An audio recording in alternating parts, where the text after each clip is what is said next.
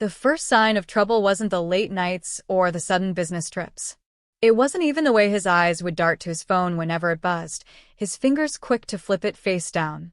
No, the first real sign came on an ordinary Tuesday evening when I found a long blonde hair on the collar of his jacket, a jacket I had just picked up from the dry cleaners the day before. I stood in our walk-in closet, rubbing the single strand between my fingers. My own hair was dark brown, cut in a practical bob that barely brushed my shoulders. This hair was at least 10 inches long, the color of honey in sunlight. I knew immediately what it meant, yet I slipped the hair into an envelope and tucked it into my desk drawer. Evidence, I thought, though I wasn't ready to admit why I needed it. That night, when Marcus came home from the office, I watched him move through our kitchen with the confidence of a man who believed himself untouchable. Tall and still handsome at 42, with just enough silver threading through his dark hair to make him look distinguished rather than old. He loosened his tie, kissed my cheek, and asked about dinner as if nothing had changed. "Just salmon and roasted vegetables," I said, setting his plate in front of him. "How was your day?" "Busy." "The Mitchell account is taking more time than I expected." The lie came easily to him. I nodded, pretending I didn't know that the Mitchell account had been closed last month. Pretending I didn't see the faint smudge of pink lipstick on his collar, just visible if you knew where to look. "I thought we could go away this weekend," I suggested. "Maybe to that bed and breakfast in Vermont we've been meaning to try." Marcus took a long sip of his wine before answering. "Can't this weekend, Liv. I have to go to Chicago for a conference. Should have mentioned it earlier, but it slipped my mind." Another lie. I'd checked his calendar that afternoon. There was no conference. "That's a shame," I said, keeping my voice light. "Maybe next month." He smiled, relieved at how easily I'd accepted his excuse. "Definitely. We're due for a getaway." I watched him eat, this stranger I'd been married to for 15 years. I wondered how long it had been going on, this double life. I wondered who she was, this woman with honey blonde hair and pink lipstick. Mostly, I wondered when exactly my husband had stopped loving me. Later, lying beside him in bed, I stared at the ceiling and thought about our house, this beautiful colonial in one of Boston's most exclusive suburbs. I thought about how much Marcus loved it, how he'd boasted to his colleagues about the address, the yard, the renovated chef's kitchen. I thought about whose name was actually on the deed. And for the first time since finding that blonde hair, I smiled in the darkness. I didn't confront him right away. Some women might have thrown the evidence in his face, demanded confessions, launched into tearful recriminations. But that had never been my style. I was methodical by nature, a trait that had served me well in building my property development business from nothing to a 7-figure enterprise. Before I made any move, I needed all the facts. So I began my research. I hired a private investigator, a no-nonsense woman named Rhea, who had come highly recommended by my divorce attorney friend, Caroline. "I don't need photos of them in bed together," I told Rhea during our first meeting in a quiet coffee shop 3 towns over from where I lived. "I just need to know who she is, how long it's been going on, and if there's anyone else." Rhea nodded, her gray eyes showing neither judgment nor pity. "Most clients want the explicit photos for the divorce proceedings." "I'm not most clients," I said, sliding an envelope with her retainer across the table. "And I'm not sure yet about divorce." While Rhea did her work, I did mine. I gathered financial records, made copies of tax returns, took inventory of our assets. I discovered that Marcus had opened a separate bank account 6 months ago. Not huge, about $30,000, but clearly his exit strategy fund. He'd also been looking at rental listings for luxury apartments downtown, according to his search history on our shared iPad. So he was planning to leave me. The knowledge settled in my stomach like a stone. 2 weeks after hiring her, Rhea called me for a meeting. We met in the same coffee shop, and she brought a thin folder with her findings. Her name is Cassandra Winters. She's 28, works as a marketing coordinator at your husband's firm. They've been involved for approximately 8 months, based on my investigation. 8 months. While I was nursing my mother through her final battle with cancer, while I was managing both her care and my business, my husband had been starting a relationship with a woman 14 years his junior. They meet primarily at her apartment in Back Bay, Rhea continued. Twice a week, usually. Tuesdays and Thursdays after work. He tells her he's planning to leave you after he gets his finances in order. I took a sip of my now cold coffee. Is there anyone else? Not that I could find. Ms. Winters appears to be the only extramarital relationship at this time. I nodded, looking through the discreet photos Rhea had taken. Cassandra was pretty in an obvious way, tall, slim, with the kind of long blonde hair that men like Marcus seemed to gravitate toward as they approached middle age. In one photo, they were leaving a restaurant, his hand possessively on the small of her back. In another, they were kissing in the hallway outside what I assumed was her apartment. Thank you, Rhea, I said, closing the folder. This is exactly what I needed. Do you want me to continue surveillance? She asked. I thought about it for a moment. No. I have enough, but I may call you again in the future. As I drove home, I thought about what to do with this information. I could confront Marcus, demand a divorce, take half of everything. That's what most people would expect. But as I pulled into the driveway of our beautiful home, the home that had been in my family for generations, the home that I had renovated with money from my first major development deal, the home that was legally mine alone, I realized I didn't want to be predictable. No, I wanted something more. Something that would make the lesson stick. That night, I greeted Marcus with a kiss and a glass of his favorite scotch. I'd made his favorite dinner, steak with roasted potatoes and asparagus. I wore the blue dress he'd always liked, the one that matched my eyes. What's the occasion? He asked, loosening his tie as he accepted the drink. Do I need an occasion to do something nice for my husband? I smiled, touching his cheek lightly. He looked momentarily guilty, and I wondered if he was thinking about where he'd been just an hour ago, in Cassandra's apartment in her bed. But the moment passed quickly, replaced by the easy confidence that had always been both his best and worst quality. Over dinner, I steered the conversation toward the future, a topic we'd been avoiding for months. I've been thinking about making some changes, I said casually. Marcus looked up from his steak. What kind of changes? Professional ones, mostly. I'm considering selling the business. That got his full attention. My property development company was worth millions, the primary source of our comfortable lifestyle. Selling? Why would you do that? I thought you loved your work. I do, but I'm tired, Marcus. Mom's death took a lot out of me. I took a sip of wine. I'm thinking it might be time for a new chapter.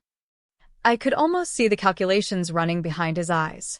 If I sold the business, there would be a substantial influx of cash. Cash that, as my husband, he would have a claim to in a divorce. Well, he said carefully, that's certainly something to think about. What would you do instead? Travel, maybe. Take some time for myself. I reached across the table to touch his hand. For us. He turned his hand over to squeeze mine, and I noticed he didn't meet my eyes when he said, that sounds wonderful. Over the next 2 weeks, I laid the groundwork. I casually mentioned meetings with business brokers. I left fake valuation documents where he would find them, suggesting my company was worth even more than it actually was. I made sure he overheard phone calls about substantial offers. And all the while, I watched him change his plans. The searches for downtown apartments stopped. The separate bank account remained untouched. His Thursday late meetings at the office became less frequent. He thought I was his meal ticket, his golden goose. He was deciding to stay, at least until he could claim half of the windfall from my business sale. What Marcus didn't know, what he had apparently forgotten in his 15 years of living in marital comfort, was that I had never added his name to the deed of our house. The colonial had been left to me by my grandmother. I'd renovated it before we married, and while I'd considered adding him to the deed after our wedding, something had always stopped me. Call it intuition or simply good business sense, but I'd kept the property in my name alone. Similarly, my business was protected by an ironclad prenuptial agreement that Marcus had signed without much thought 15 years ago, when my company was just a struggling startup and he was the one with the promising career and family money. But the biggest thing Marcus didn't know was that I had no intention of selling my business. That was just the bait for my trap. 3 weeks after my dinner with Rhea, I decided it was time. I'd set the stage carefully, and now I simply needed to watch the show unfold. It was a Friday evening in early autumn, the air just crisp enough to need a light jacket. I'd told Marcus that morning that I'd be working late, but to expect something special when I got home. The suggestive note in my voice had made his eyebrows rise with interest. Instead of going to the office, I spent the day at the spa, a full treatment of massage, facial, hair, and nails. I bought a new dress, elegant but understated. I wanted to look my best for what was coming. I arrived home at exactly 7:30 p.m., just as dusk was settling over our tree-lined street. The house was lit up, welcoming. I could see Marcus moving in the kitchen through the wide front windows. He was cooking, something he rarely did unless he was trying to impress me. I smiled to myself as I gathered my purse and the large envelope from the passenger seat. Then I walked up the stone path to my house, keys jingling in my hand. "Honey, I'm home," I called as I stepped into the foyer, using the sing-song voice that had once been our private joke. In the kitchen, Marcus called back. "I'm making that pasta you love." I found him at the stove, sleeves rolled up, a dish towel slung over his shoulder. The table was set with our good china and crystal wine glasses. A bottle of expensive Cabernet was breathing on the counter. "This is a surprise," I said, setting my things down on the kitchen island. Marcus turned, and I saw his eyes widen slightly as he took in my appearance. The new dress, the carefully styled hair, the subtle makeup that highlighted rather than transformed. "You look amazing," he said, and for a moment, I saw a flash of the man I'd fallen in love with. The one who had looked at me with genuine desire and affection.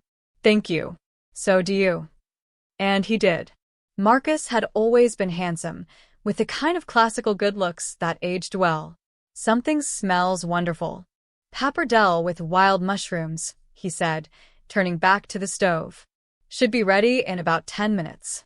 How was your day?" "Productive," I said, pouring myself a glass of wine. "Very productive." We made small talk while he finished cooking, and I allowed myself to enjoy these final moments of our marriage.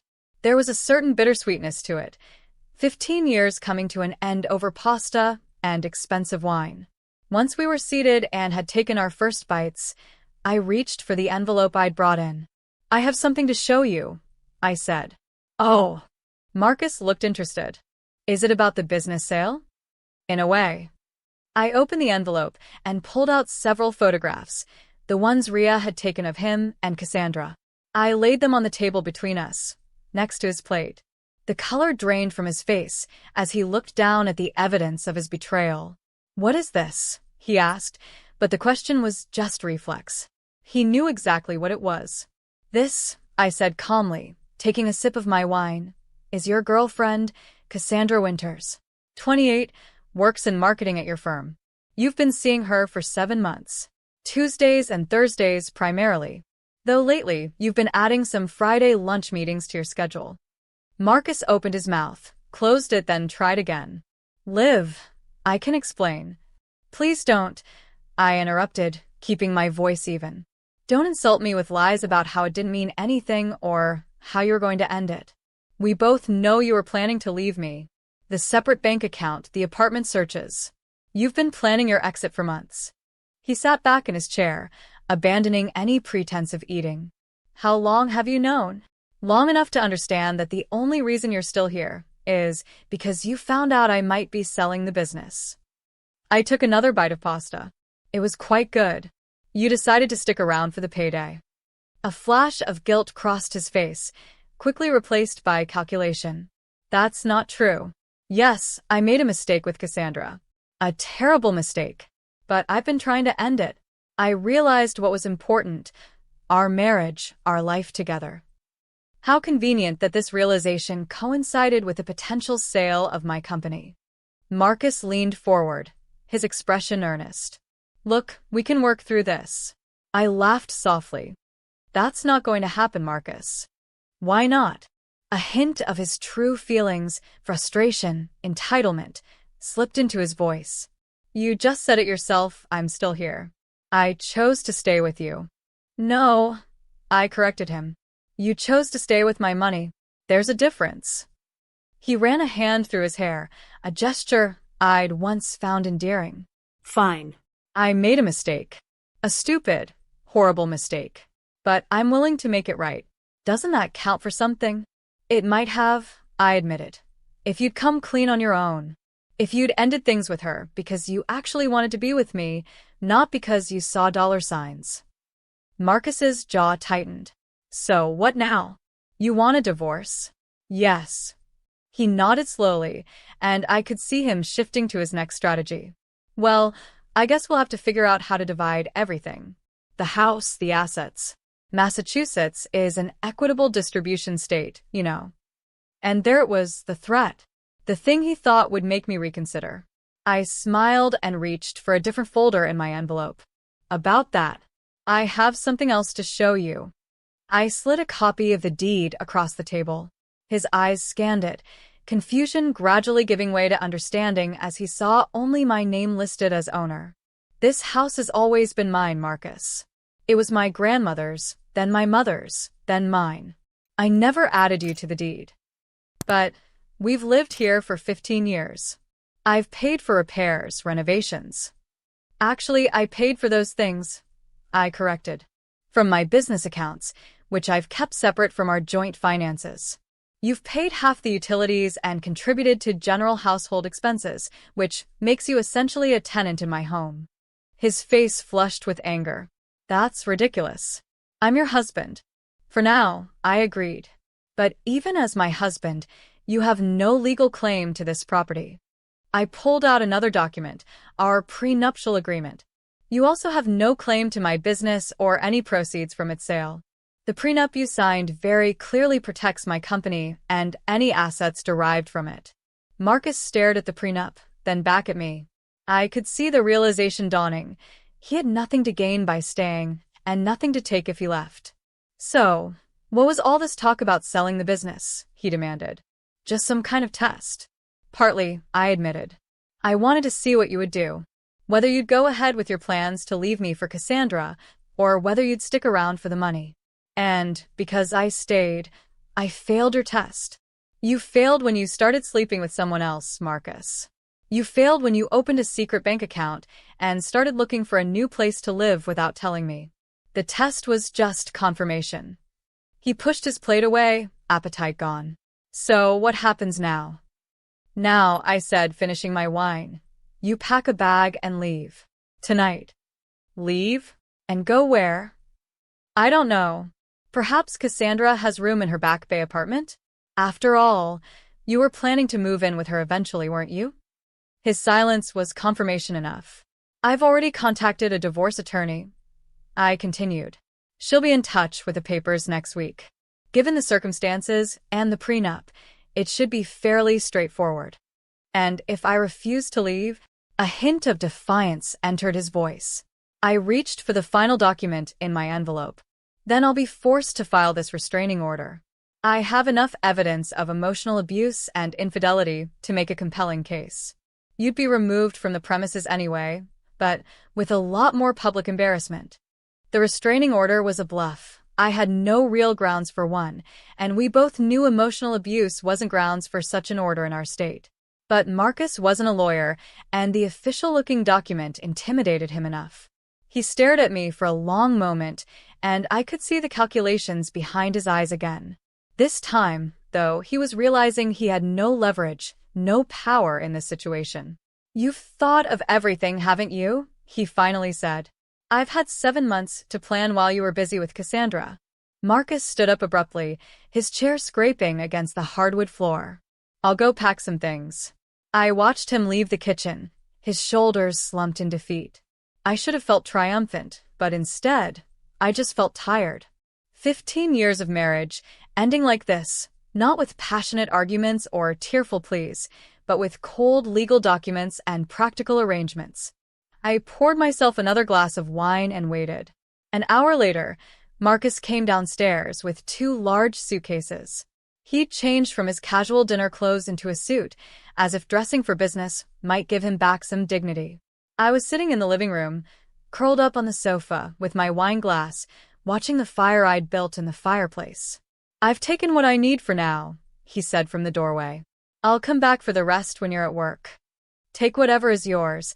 I said without looking at him. But nothing more. He hesitated, and I knew he was debating whether to make one last plea or attempt one final manipulation. In the end, he simply asked, "Did you ever love me, Liv?" The question surprised me enough that I turned to look at him. Of course I did. For many years. When did it stop? I considered the question carefully. I don't know exactly. Maybe around the time you stopped loving me. He flinched slightly. I did love you. Past tense, I noted. At least you're being honest now. Marcus shifted his weight from one foot to the other, suddenly looking much older than his 42 years. For what it's worth, I'm sorry. Not just for getting caught, but for what I did. I believe you, I said, and part of me did. People were complicated, capable of genuine remorse even after terrible betrayals. But it doesn't change anything. He nodded, accepting this. Goodbye, Liv. Goodbye, Marcus. I listened to his footsteps cross the foyer, heard the front door open and close. Through the window, I watched him load his suitcases into his BMW and drive away from my house, my life. Only then did I allow myself to cry. The tears weren't for him, not really. They were for the 15 years I'd invested in a relationship that had ultimately failed. For the children we'd never had because his career had always been at a critical stage. For the woman I'd been when we married, young, hopeful, believing in forever. I let myself grieve that night, curled up on the sofa with a blanket and the rest of the wine. By morning, my eyes were puffy but my heart felt lighter, as if I'd purged something toxic from my system. Over the next few days, I changed the locks, updated the security system, and began the process of reclaiming my space. I moved Marcus's remaining clothes and personal items into the guest room, ready for him to collect. I rearranged the furniture in the bedroom, bought new sheets, and painted the master bathroom a color he'd always disliked. Small changes, but they helped. A week later, my divorce attorney called to say that Marcus had agreed to an uncontested divorce. He wasn't fighting for anything, not the house, not alimony, not a share of my business. He just wanted out quickly and quietly. He doesn't have a leg to stand on, Caroline told me over the phone. The prenup is solid. The house is clearly yours, and he knows it. Plus, I think he's embarrassed. No man wants to admit his wife outsmarted him so thoroughly. I laughed for what felt like the first time in months. I didn't outsmart him. I just protected myself. Same difference, Caroline said. Anyway, you should have the final papers in about 60 days. Freedom is on the horizon. After I hung up, I wandered from room to room in my house, touching furniture, looking at photographs I'd need to update, making mental notes of changes I wanted to make.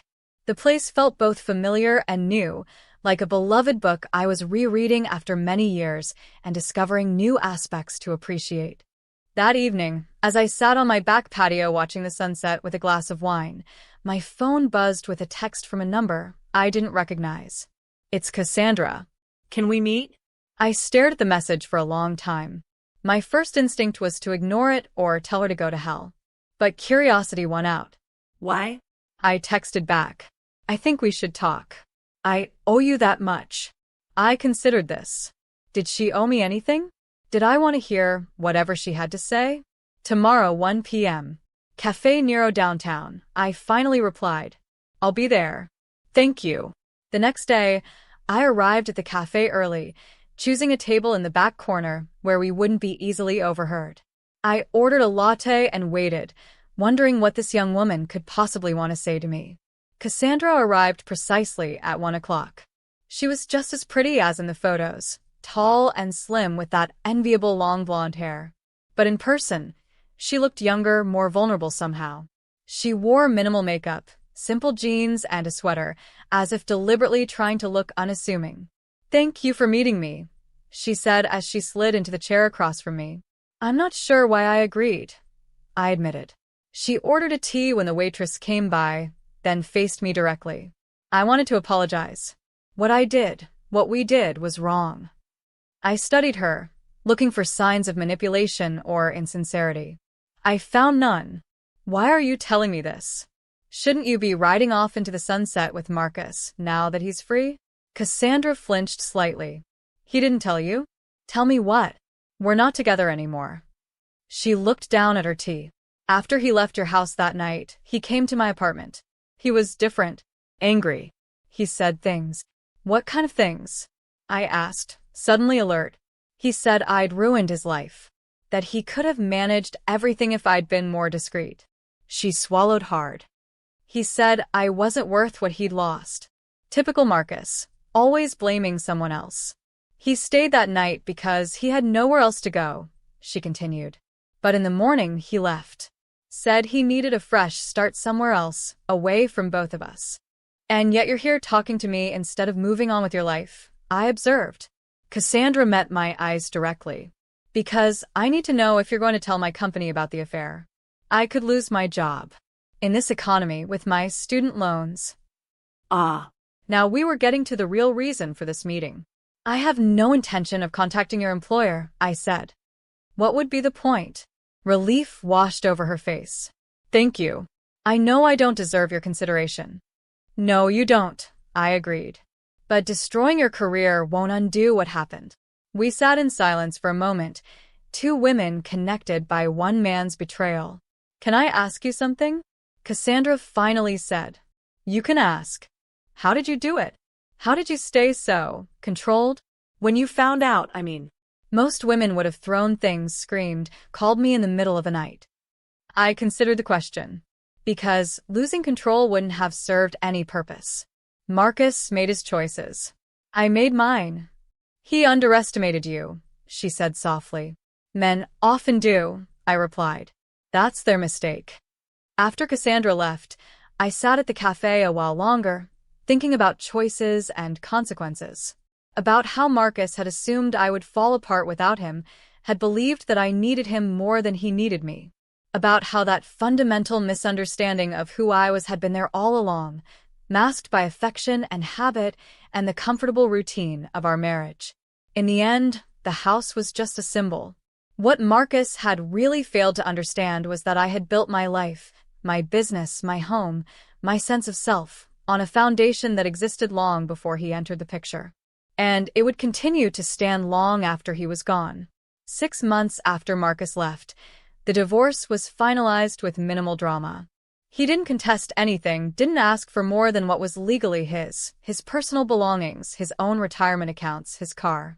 In exchange, I didn't ask for any spousal support, despite being entitled to it given the length of our marriage and the disparity in our incomes. A clean break was worth more than money. Spring arrived, bringing with it a sense of renewal. I threw myself into a major landscaping project, transforming the backyard of my house into an oasis with a stone patio, raised garden beds, and a small koi pond. Physical labor helped clear my mind, and watching things grow gave me a sense of forward momentum. My business continued to thrive. Contrary to what I'd told Marcus, I had no intention of selling it. Instead, I expanded, hiring 2 new project managers and taking on larger developments. Work had always been my sanctuary, the place where I felt most competent and in control. Friends worried that I was burying myself in work to avoid dealing with the end of my marriage. But the truth was more complicated. I wasn't avoiding grief. I was rediscovering who I was without defining myself as someone's wife. One evening in late May, as I sat on my new patio enjoying the unseasonably warm weather, my sister Jane called. "How's the single life?" she asked after we'd caught up on family news. "Peaceful," I said, watching a hummingbird dart around my newly planted flowers. I'd forgotten what it's like to make decisions without having to consider someone else's preferences or schedule. "Have you heard from him at all?" "Not directly. Caroline told me he's moved to Chicago. Apparently, he took a position with a competitor firm there." "Good riddance," Jane said loyally. "Though I have to say, I'm a little disappointed you didn't take him for everything he was worth in the divorce." I laughed. "That's not what I wanted." "What did you want then?" I thought about it for a moment. To remind him and myself that I never needed him. That this house, my business, my life, they were all mine before him, and they're still mine after him. "Mission accomplished, I'd say," Jane replied. "Though I still think you should have kept his golf clubs. He loved those things more than he ever loved you." We chatted a while longer before hanging up. After the call, I wandered through my house, truly mine now in a way it hadn't felt in years. I'd redecorated several rooms, painted the walls brighter colors, hung art that Marcus had always found too abstract. In the study, I paused in front of the locked drawer where I still kept the evidence of his affair, the photographs, the blonde hair, the records of his separate bank account. I hadn't looked at them since the night he left. I didn't need to. Taking the key from its hiding place, I opened the drawer and gathered everything into a pile. Then I carried it all out to the patio, where the fire pit was already lit for the evening's cooler temperatures. One by one, I fed the documents and photographs into the flames, watching them curl and blacken and finally disintegrate into ash. Not out of forgiveness. I wasn't there yet, might never be, but because I no longer needed physical reminders of his betrayal to validate my decision. As the last photograph burned away, I felt something shift within me. Not the closing of a door, exactly, but the opening of a window, letting in fresh air and new possibilities. The house stood solid behind me, its warm lights glowing in the gathering dusk. My house. My life. Mine alone to shape as I saw fit. Marcus had thought he could replace me easily, had believed that I was the one who needed what we had built together. He'd never understood the fundamental truth of our relationship, that the foundation, both literal and metaphorical, had always been mine. In trying to leave me, he'd only managed to leave himself behind. And I was finally completely free. Almost a year to the day after Marcus left, my doorbell rang on a Sunday afternoon. I wasn't expecting anyone, and solicitors rarely made it past the neighborhood's security gate. When I opened the door, Marcus stood on my porch. He looked different, thinner, with more gray in his hair, lines around his eyes that hadn't been there before. He wore casual clothes, not his usual business attire, and he shifted uncomfortably from foot to foot. "Hello, Liv," he said, his voice hesitant. I stood frozen in the doorway, my mind scrambling to process his sudden appearance. "Marcus, what are you doing here?" "I was in town for a meeting," he said. I don't know what I thought. That I should see you, I guess." I didn't invite him in immediately. Instead, I studied him, trying to understand what he wanted, why he was really here. "It's been a year," I said. "I know." He looked past me into the house. Our house once, now just mine. "You've made changes." I glanced back at the foyer, where I'd replaced the traditional chandelier with a modern pendant light, painted the walls a warm terracotta instead of the neutral beige he'd preferred. "Yes," I said simply. An awkward silence stretched between us. Finally, curiosity got the better of me. "Would you like to come in? I just made some iced tea." He nodded gratefully, and I stepped aside to let him enter. As we walked through to the kitchen, I saw him taking in all the changes: new furniture, different art, the absence of family photos that had once lined the hallway. In the kitchen, I poured 2 glasses of tea and gestured for him to sit at the island. The formal dining room table where we'd had our final confrontation was gone, replaced with a breakfast nook surrounded by windows. "Chicago seems to be agreeing with you," I said, making conversation. "You look well." It wasn't entirely true. He looked tired, older than his years. "It's all right," he said. "Different. The firm is good. The work is challenging." "And your personal life?" I couldn't help asking. Marcus gave a short, humorless laugh. "Non-existent. Turns out starting over at 43 is harder than I expected." I sipped my tea, waiting for him to get to the point of his visit. Marcus had never been one for nostalgia or courtesy calls. "I sold my condo," he finally said. "The one in Chicago. I'm moving back to Boston." This was unexpected. "Oh, another job change." "Same company, different office." I requested the transfer. "I see." I didn't, actually. Why would he want to come back to a city where he had no family, where his ex-wife lived, where people might remember the circumstances of his departure? Marcus seemed to read my thoughts. "I missed it here.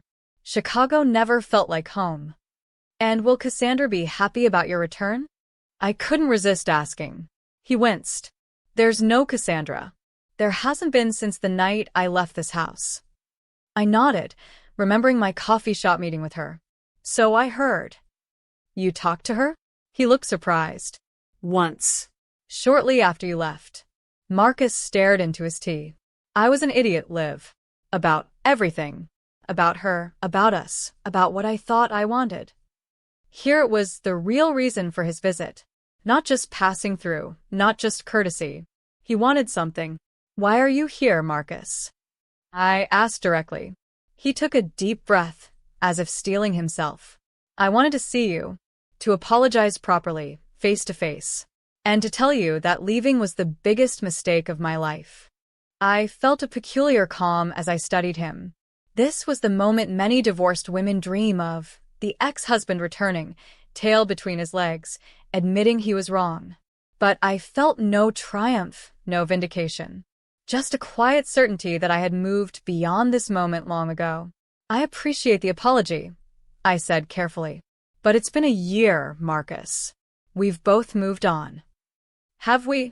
He looked around the kitchen, my kitchen, that now bore so little resemblance to the space we'd shared. I haven't. Every day in Chicago, I woke up thinking about what I threw away. About you. Not about Cassandra? I couldn't help asking. He flinched. That was never real. She was a distraction. A symptom of something broken in me. Not in us. I raised an eyebrow. That's a convenient reframing. It's the truth, he insisted. I was going through something, call it a midlife crisis if you want, and instead of talking to you, I looked for validation elsewhere. It was selfish and stupid. I sipped my tea, letting the silence stretch between us. Marcus had always been uncomfortable with silence, rushing to fill it with words, plans, distractions. The thing is, he finally continued, coming back to Boston made me realize I still have feelings for you, Liv. Strong feelings. There it was. The real purpose of his visit. Marcus, I said gently, whatever you're thinking, whatever you're hoping for, it's not going to happen. You don't know that, he said, leaning forward. We had 15 years together. That doesn't just disappear. No, it doesn't, I agreed. But it does change. It becomes a chapter that's finished, a part of our past but not our future. He reached across the island to touch my hand. I didn't pull away immediately, but I didn't respond either. I've changed, he said earnestly. This past year taught me what matters. Who matters? I smiled sadly as I withdrew my hand. The problem is, you only realized that after you lost everything. Not everything, he countered. We're both still here. We could start again, differently this time. I could move back. Into my house? I finished for him. Into my life? As if the betrayal never happened. The flash of hope in his eyes dimmed. I know it wouldn't be easy. We'd need time, maybe counseling. But people rebuild marriages after affairs all the time. Some do, I acknowledged. But I don't want to. The words hung in the air between us, simple but definitive. Is there someone else? He asked, his voice tight. I laughed softly. No. And that's the point, Marcus. I don't need someone else to make me complete or to justify my choices. I'm happier now than I've been in years. He looked around the kitchen again, as if seeking evidence to contradict me. Finding none, he slumped slightly. So that's it? 15 years just over? They've been over for a year, I reminded him. Today doesn't change that. Marcus nodded slowly, the reality of the situation finally sinking in. I really thought when I got the transfer back to Boston that I'd be waiting. I finished gently. That I'd welcome you back with open arms? Something like that, he admitted. Stupid, I know. Not stupid, I said. Just misguided. You still don't understand what happened between us. Then explain it to me, he said, suddenly intense. Because I've spent a year trying to figure it out. I considered my words carefully. When you had the affair, when you made plans to leave, you didn't just betray our marriage, Marcus. You showed me that you fundamentally misunderstood who I am. You thought I was dependent on you financially, emotionally. You thought I'd fall apart without you. That's not. It is, I interrupted. You were shocked when you realized the house was mine, that my business was protected. You never saw me as an equal partner. I was just convenient, comfortable. He had the decency to look ashamed. I never meant to make you feel that way. I know. And that's almost worse, that you didn't even realize you were doing it. We sat in silence again, the afternoon sunlight streaming through the windows, highlighting all the ways the house had changed in his absence. For what it's worth, Marcus finally said, I am genuinely sorry. Not just for the affair, but for taking you for granted all those years. I believe you, I said, and I did. And I forgive you.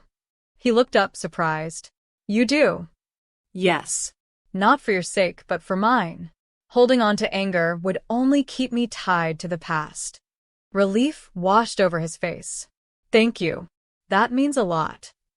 I stood up, signaling that our conversation was coming to an end. I wish you well in Boston, Marcus. I hope you find what you're looking for. He stood as well, looking somewhat lost. And what about you? What are you looking for? I smiled, truly smiled, for the first time since he'd appeared at my door. I'm not looking anymore. I've found it. I walked him to the door, our footsteps echoing on the hardwood floors that had recently been refinished in a warmer tone. At the threshold, he turned to me one last time. This house, he said, looking back at it with something like wonder. You've made it even more beautiful than it was before. Thank you, I said simply. Take care of yourself, Liv. You too, Marcus. I watched him walk down the stone path to his car, his shoulders straight, but his steps heavy. As he drove away, I felt no regret, no second thoughts. Just a peaceful certainty that I was exactly where I needed to be. Back inside, I wandered through the rooms of my home, truly mine now in ways that went beyond legal ownership. Every space reflected my choices, my taste, my vision. The walls I'd painted myself during those first raw months after the divorce. The furniture I'd selected without compromising for someone else's preferences. The garden I'd planted with my own hands, watching it flourish under my care. In the living room, I paused by the large bay window that overlooked the front yard. The evening was settling in, golden light filtering through the new trees I'd planted last fall. They were small still, but growing steadily, their roots reaching deep into the soil with each passing season. Like me, I thought. Growing stronger with time. I hadn't lied to Marcus when I said I'd found what I was looking for. What I discovered in the year since our marriage ended wasn't just independence or self-sufficiency. I'd always had those. What I'd found was a profound understanding of my own worth, separate from anyone else's validation or rejection. Marcus had thought he could replace me easily. He'd learned the hard way that I was irreplaceable, not because I was perfect or extraordinary, but because I was wholly, authentically myself. And in that realization, I had found a freedom that no relationship, past or future, could ever take away. The house stood solid around me, its warm lights glowing as darkness fell. My house, my life, mine to share or not as I chose. And for now, that was enough. And that wraps up today's story. Now we want to hear from you. Where are you watching from? Drop your city or country in the comments, and let's see how far these stories reach. If this story moved you or gave you chills, give it a like, share, and subscribe for more powerful stories. One last thing, rate the story from 1 to 10 in the comments. Your feedback helps us bring you even better ones next time. Thanks for watching. We appreciate you being part of this storytelling journey.